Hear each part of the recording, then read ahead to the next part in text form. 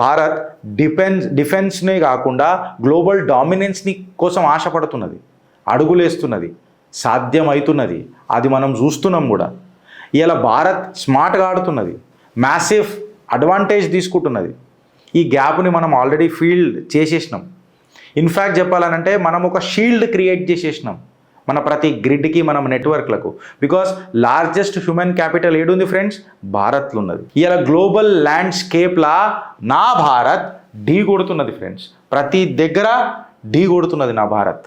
Shield తయారు చేసుకున్నది నా భారత్ ఇవాళ గ్లోబల్ సైబర్ ల్యాండ్స్కేప్లో. ఇక్కడి నుంచి ఆబ్వియస్గా ఇది పసిగట్టి గడ్డం వెంకటస్వామి అగర్ పోయి జర్మనీలో ఇది మాట్లాడిందంటే నిజంగా ఆయన లీడర్షిప్కి నేను సపోర్ట్లు కొడతా. ఈజ్ అ విజనరీ అని చెప్పి చెప్తా. తెలంగాణకు ఇసుంటి నాయకులు కావాలా అట్లీస్ట్ యువకులకు అని చెప్పి నేను మాట్లాడతా. వీళ్ళకు ఇంకా మోర్ పవర్ ఇస్తే ఇంకా వీళ్ళు గట్టిగా చేయగ ఆపర్చునిటీ చూసిండు ఆయన. నాకు అందులో ఇంకొకటి కూడా ఏమనిపిస్తుంది అని అంటే, మొత్తం టాలెంట్ పూల్ కూడా మనది భారతదేశంలో నుంచి పోవద్దు. ఎందుకనంటే ఇసుంటి దురంధరులు మన భారత్లో ఉండాలి.